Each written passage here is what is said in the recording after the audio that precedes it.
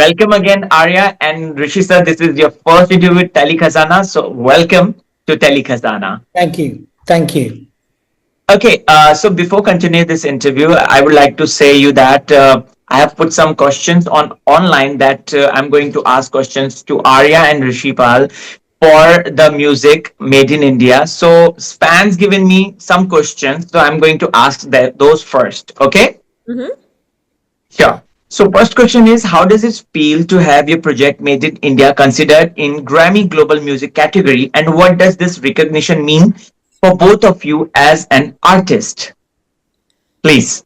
Ooh, okay. For me, I mean, it feels just incredible, and it's honestly a tiny bit surreal for me because, like, Made in India has been just such a personal song for me because, as it says, Made in India, it's just something that really connects to my heritage, my family on my mother's side, and just my own journey of discovering India on its own. I was born in America and raised in America, but just experiencing India has been such a whole other experience that I really wanted to fulfill and write into this type of song.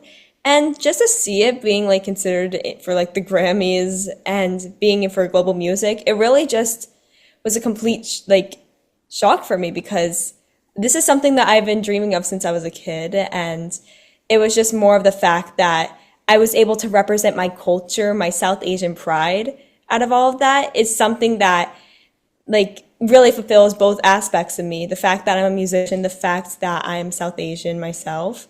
And it's something that it's just a story that's resonating beyond the borders that we expect for ourselves. And that's just all I could really hope for as an artist personally. Wow. Wow. Rishi, what's your take? Yeah, I mean, what Arya just said, it's being in the industry for many years. I think every musician always wants to be recognized by different awards. I've been fortunate enough to win a lot of awards, and I think, but there's always been that little boy in me since I was doing music was like it's always been about the Grammys or the Oscars and and things like that. And just to be recognized or to be considered doing something which is very South Asian heritage. There's two South Asian artists, a singer, a producer, flying that flag. So let's see where this journey takes us. But yeah, we are very excited. Yeah. Okay. Okay. So my second question by the fans of yours, they are asking that this is the Arya's first Grammy project, and Rishi, you have shaped your global sounds for years. How special it is to come together for both of you. Um, I think it's a great thing, that we've come together and not even being in the same country, but having the same vision, the same, our lanes are very similar in the sense where, I've always done fusion music, whether it's hip hop, R&B, the Indian film stuff or the UK stuff. So I think this has been something which has been really fruitful and very enjoyable. And the fact that we've come together on this journey, and I'm really excited to see, how this song travels. And, just because it's such a global sound, and I think that's why within the Grammy, hopefully to be recognized within the global category, which is something that I think really defines what we do. So, Arya, what about you? Well, I mean, listen, Rishi Rich has been just an incredible artist and producer himself, and he's worked with just a bunch of legends and helped shape Indo-Western ways in a very accessible way. I mean, growing up, I was, like I said, born and raised in America. I was also born and raised with a lot of American pop stars. And hearing like Rishi Rich's remixes when I was a kid, with like maybe Jay Sean and Britney Spears, I was able to like listen to American artists, but then also have the Indian influence and the Indian accents. And I would have never known that in a couple years from now, I'd be working with him. And it's such a powerful like message for me. The fact that the people I grew up with, I'm working with now is such an incredible thing. And the fact that, it's even going through a Grammy project. It's just like feeling like it's all coming full circle, if that makes sense. I feel like it makes like the journey of what I do as an artist, a musician, and also as an activist just so much more meaningful. And I'm so grateful that I'm able to share this type of experience with Rishi Rich. Wow. Rishi, this question is only for you that you have been working in West and South, West and East together. And what kind of differences in the music you basically recognize in your career? What kind of cultural difference or what kind of artist difference is there in West and East? Well, you know what? Believe it or not, I think I know that I've always just stuck to one thing, which is my fusion sound. You know, if you listen to the tracks I did for Gully Boy, the film, Yeah. and then you listen to maybe a track I've done for Jay Sean, it's still got the resonates, the same kind of musical underline of our South Asian tone. But it's very fusion, it's very hip hop, it's very R&B. I think the only thing that changes is the artist or the language. Otherwise, musically, I've always just kept to myself, and you know, I've I think it's very important to know what you do and what you do best. And I think from a very young age, you know, I learned Indian classical music, but I also was in a band that was a reggae band and then a hip hop band. So my music has always been Indian, R&B, pop, hip hop, Qawwali, Sufi. It's just a melting pot because growing up in London and being born in London, we are surrounded by so many different cultures. I don't know if you've been to London, but you know, you go to London, you see everyone from everywhere around the world. There's all different cuisines, you know, different food, different people. It's a big melting pot. And I grew up in an area which was just, it was Japanese, Afro-Caribbean, you know, people from India, people from Pakistan, people from Europe. So my musical thing has just been just the big. It's like cooking. You just put everything in and just see what happens, and that's the kind of vibe it's been for me. So, you know, to answer your question, the only difference I've faced is working with different artists. Musically, I've always just done the same thing, which is Okay. which is what I'm known for, and I think that's why I was asked to come on this project, because it was to bring that kind of fusion sound to Arya's to what she already did, and just to add Okay. my flavor. Okay. Arya, so this is your track made in India. Can we, as an audience, listen some lines right now from your mouth? Yeah, I mean, I could sing. Here, I'll sing the Hindi lyrics. I think it's very Hmm. resonative, especially for this. Okay. Hey, made in India, तू जिसको कहा मैं तेरी दीवानी हो गई तुझसे है मेरा जहां. Is that a little? Wow. Wow. This is very nice.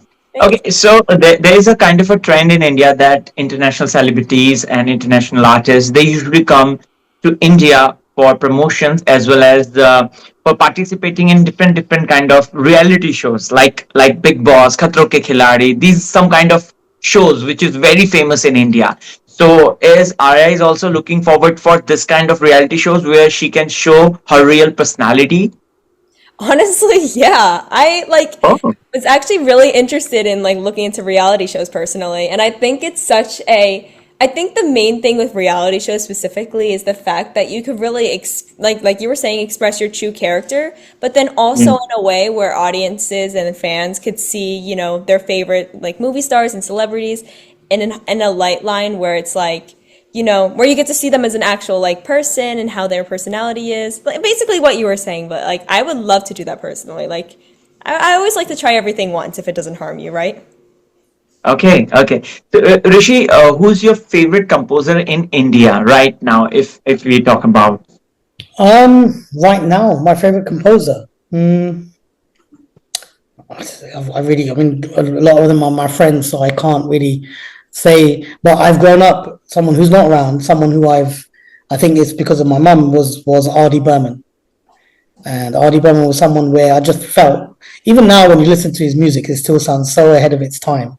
You know, the way what I loved about him is that he fused, like pop and disco and just different sounds and stuff like that. I think there's a lot of great new composers coming out at the moment.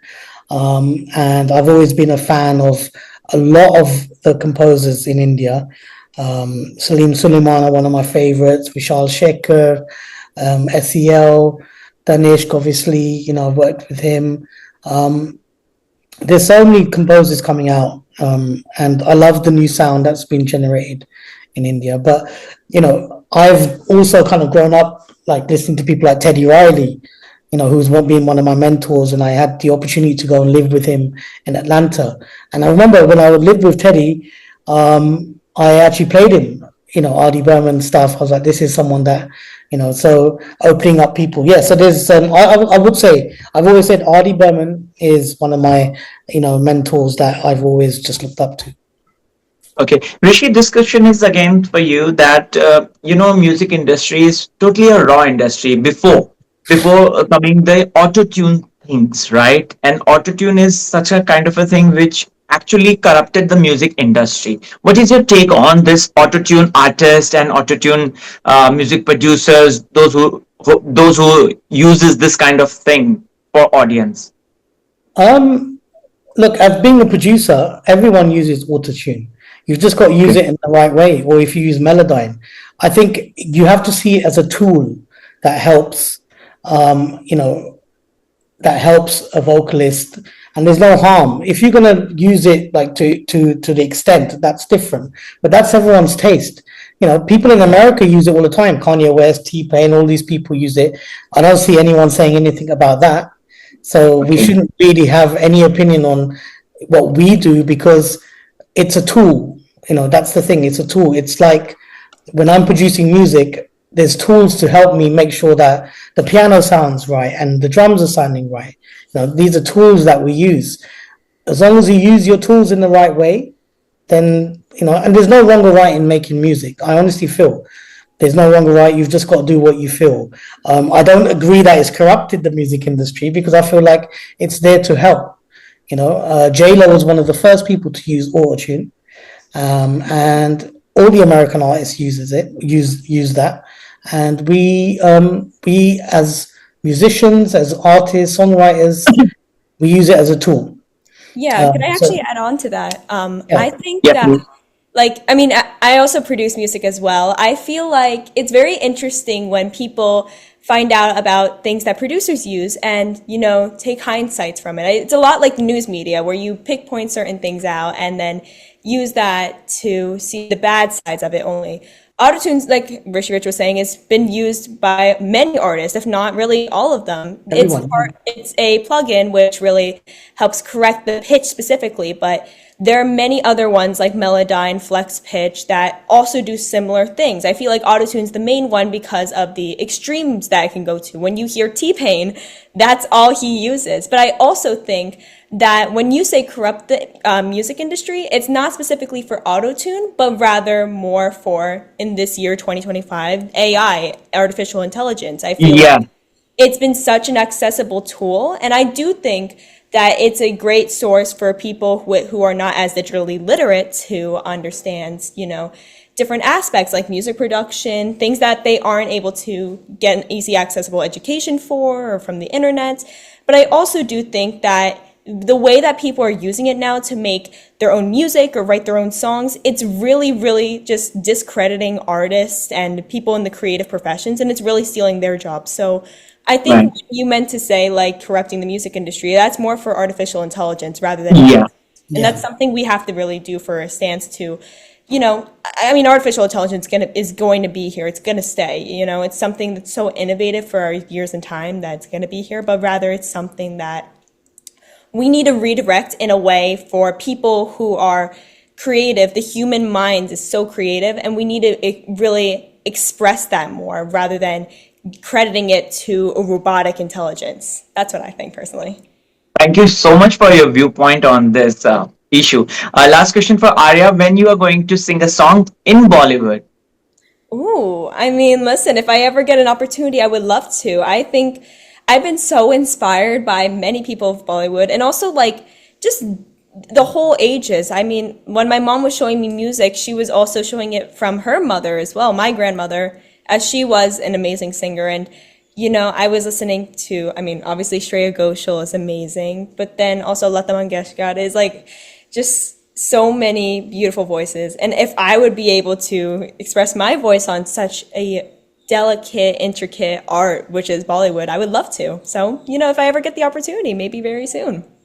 Wow. I wish you all the very best, Arya, and wish you all the very best, Rishi. Hope this song will make a buzz in the world. Thank you so So much. much. You so much. Thank Thank you. you once again for Thank you. interviewing me. Thank you. Yeah. Bye.